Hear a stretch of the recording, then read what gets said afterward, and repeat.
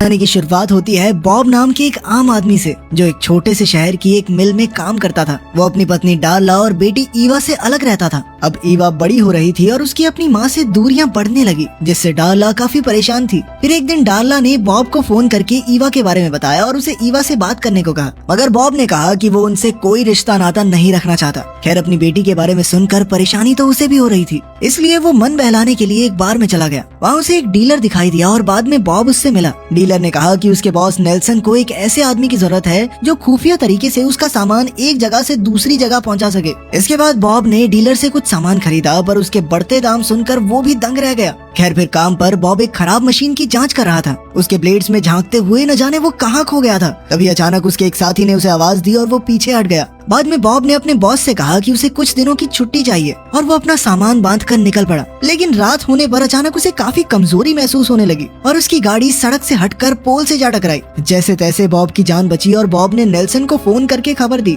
फिर वो पास के कैफे में गया और सीधा वॉशरूम में पहुंचा। उसने फटाफट अपने हाथों से खून साफ किया और फिर अपने पेट का जख्म देखा। तब हम देखते हैं कि उसके पेट की स्किन तो गायब हो रही थी। फिर बॉब ने अपनी मरहम पट्टी की और जल्द ही नेल्सन वहाँ आ गया। बॉब के पास गाड़ी ठीक करवाने के पैसे नहीं थे, इसलिए नेल्सन ने कहा कि अगर वो उसका सामान पहुंचाने का काम करेगा तो नेल्सन उसकी गाड़ी ठीक करवा देगा। आखिरकार बॉब मान गया और नेल्सन उसे अपने साथ घर ले आया। फिर नेल्सन ने पास के एक जंगल में जाकर एक भालू को गोली से मार डाला और फिर उसका सर एक डब्बे में रख दिया। फिर अगले दिन उसने ये डब्बा बॉब को दिया। असल में इस डब्बे में भालू के अंग थे जिनकी कालाबाजारी की जा रही थी। बॉब ने देखा कि उसकी गाड़ी ठीक हो गई थी और वो तुरंत ही काम पर निकल गया। फिर शाम को वो डार्ला के घर पहुंचा तो डार्ला ने बताया कि ईवा आज रात अपने दोस्त के यहाँ रहने वाली थी। अगली सुबह बॉब वो डिब्बा पहुंचाने निकला ही था कि ईवा घर लौट आई। ईवा ने उस पर काफी गुस्सा होते हुए कहा कि इतना समय गायब रहने के बाद अब वो लौट कर क्यों आया है। खैर, ईवा के जाने के बाद बॉब डिब्बा पहुंचाने एक आदमी की दुकान पर पहुंचा। उस आदमी ने बॉब को सलाह दी कि नेल्सन के साथ काम करना खतरे से खाली नहीं है, पर बॉब ने चुपचाप उसे डिब्बा दे दिया। फिर उस आदमी को एहसास हुआ कि बॉब की तबीयत ठीक नहीं है, इसीलिए उसने बॉब को एक खास चाइनीज दवाई का डिब्बा दिया। बाद में बॉब घर लौटा तो ईवा ने उसकी बिगड़ती तबीयत के बारे में पूछा, पर बॉब ने झूठ कह दिया कि उसे काम पर चोट लग गई थी। फिर ईवा ने उससे अपने दादा की जानलेवा बीमारी के बारे में पूछा, जिस पर बॉब ने जवाब न देते हुए बात घुमा दी। खैर, थोड़ी देर बाद ईवा अपने दोस्तों से मिलने चली गई, मगर रास्ते में वो एक चाइनीज दुकान पर रुकी। ईवा को भी शायद कोई बीमारी थी जिसके बारे में वो दुनिया को नहीं बताना चाहती थी। जहाँ मौजूद एक औरत ने उसे कुछ दवाइयाँ दिखाई और पास के कमरे में बैठे एक डॉक्टर से मिलने को कहा, लेकिन ईवा किसी डॉक्टर से मिलने के लिए नहीं मानी और बस एक चाय का डिब्बा लेकर वहाँ से आ गई। बाद में ईवा अपने दोस्तों से मिली तो उन्होंने एक सुनसान पड़े मेंटल हॉस्पिटल में घूमकर आने का फैसला किया। वहाँ घूमते हुए वो भूत प्रेत की बातें करके मजाक करने लगे। तब ईवा ने कहा कि उसके दादा एक समय पर यहाँ भर्ती थे, मगर ईवा के पैदा होने से पहले ही वो चल बसे। यहाँ ईवा उनके कागजात ढूंढकर उनकी बीमारी के बारे में जानना चाहती थी। चलते चलते वो बेसमेंट में पहुँचे, जहाँ उन्हें सफेद कपड़े में एक शरीर लिपटा हुआ दिखा, लेकिन उनके आने की आहट सुनते ही वो इंसान अचानक से गायब हो गया। तभी अचानक ईवा की एक सहेली डर गई और उसने ईवा का हाथ पकड़ा, मगर फिर उसने देखा कि ईवा का हाथ बीच से गायब था। ये देखकर तो वो इतना ज्यादा डर गई कि चिल्लाते हुए भाग निकली। उधर डार्ला और बॉब मिलकर ईवा के बचपन के किस्से याद कर रहे थे।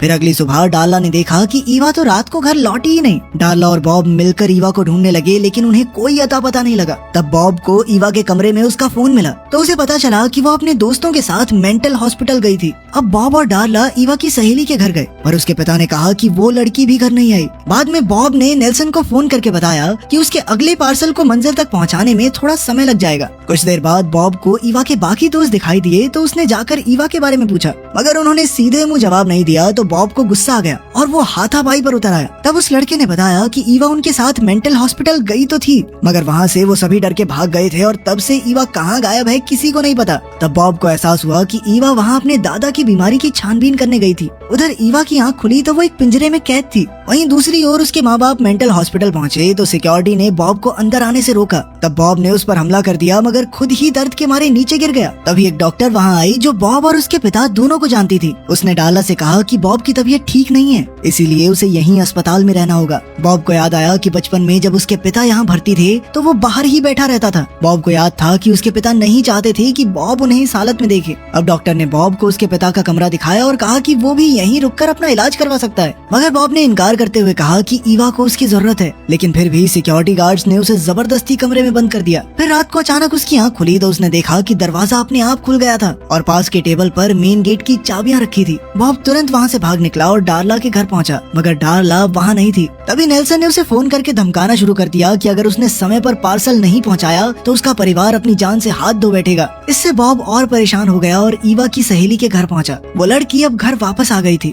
उसने बॉब को बताया कि वो ईवा का सच जान चुकी है, क्योंकि उसने ईवा का गायब हाथ देख लिया था। फिर उसने बॉब को ईवा का एक बैग लौटाया और बॉब को उसमें चाइनीज चाय का एक डिब्बा मिला। उसे याद आया कि ये वैसा ही डब्बा है जैसा उस दुकानदार ने उसे दिया था। अब बॉब सीधा उस दुकानदार के पास पहुंचा और उससे अपनी लापता पत्नी और बेटी के बारे में पूछा। उस आदमी ने कहा कि हालांकि वो गैर कानूनी धंधे करता है, लेकिन वो भी एक पिता और एक पति है। वो कभी किसी इंसान को अगवा नहीं कर सकता। फिर उसने बॉब को उस चाइनीज दुकान के बारे में बताया। वहीं हम देखते हैं कि कुछ अनजान लोग ईवा की जांच कर रहे थे। वो उसके जख्मों को कुरेद रहे थे, जिससे ईवा को भयानक दर्द हो रहा था। कुछ ही समय में बॉब उस चाइनीज दुकान पर पहुंचा और वहाँ मौजूद औरत से अपनी लापता बेटी के बारे में पूछा। वो औरत थोड़ी घबरा गई, लेकिन उसने बॉब को सच नहीं बताया। तभी बॉब की नजर दुकान के पीछे मौजूद ईवा की साइकिल पर पड़ी और उसने अपनी टोपी उतार दी। उसके आधे सर को गायब देखकर औरत के तो होश ही उड़ गए। वो समझ गई थी कि ईवा भी बॉब के जैसी ही है। उसने अचानक डॉक्टर के कमरे की ओर देखा और बॉब इशारा देखते ही कमरे की ओर भागा। रास्ते में उसने अपने कपड़े उतार दिए। फिर वो बेसमेंट में पहुंचा, जहां उसे डॉक्टर और उसके असिस्टेंट मिले। बॉब ने तुरंत उन पर हमला कर दिया और ईवा को रिहा करने की मांग की। तभी उसे पिंजरे से ईवा की आवाज सुनाई दी।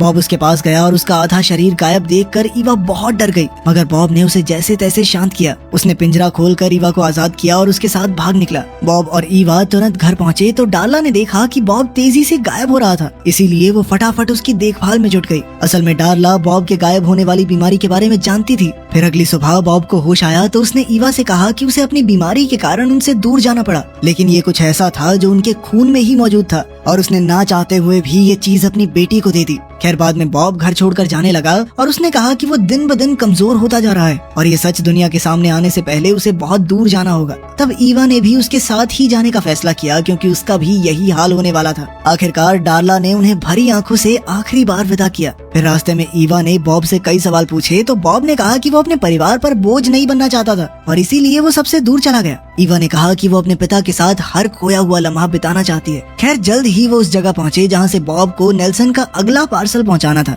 मगर बॉब ने देखा कि उसका तो चेहरा भी गायब होने लगा था। जिसके बाद ईवा ने फाउंडेशन से उसका चेहरा ढका और बॉब ने जाकर पार्सल एक आदमी को दे दिया। फिर जल्द ही वो बॉब के घर आ गए। बॉब ने ईवा को वो चाइनीज चाय वाला डब्बा दिया और ईवा ने उसे चाय बना कर दी। फिर बॉब ने कहा कि यहाँ वो शांति से रह सकती है, क्योंकि यहाँ के लोगों को किसी के गायब होने से कोई फर्क नहीं पड़ता। वहीं दूसरी ओर जब नेल्सन ने पार्सल खोला तो उसमें तो बस लोहे की कीलें थी। वहीं घर पर बॉब तेजी से गायब हो रहा था और आखिरकार उसने कहा कि उसके जाने का वक्त आ गया है। एक बार को उसने मिल में जाकर कुछ गलत करने की भी सोची, लेकिन ऐन वक्त पर उसने अपना इरादा बदल दिया। उधर नेल्सन जबरदस्ती बॉब के घर घुसाया और ईवा के सर पर बंदूक रखकर बॉब का पता पूछा। ईवा ने कहा कि बॉब उसे ये घर बेचकर चला गया है, पर नेल्सन जानता था कि बॉब का सामान अब भी वहीं था। अब उसने बॉब की गलती की सजा ईवा को देने का फैसला किया, मगर अचानक किसी ने उसे धक्का दे दिया। तब ईवा को एहसास हुआ कि उसके पिता पूरी तरह गायब होने के बाद भी उसकी रक्षा करने आए थे। कुछ ही पलों में बॉब ने नेल्सन को जान से मार डाला। फिर बॉब ने ईवा से वादा किया कि वो कभी भी उसे अकेला छोड़कर नहीं जाएगा। बाद में उन्होंने नेल्सन की लाश जंगल में फेंक दी, जहाँ एक भालू उसे खा गया।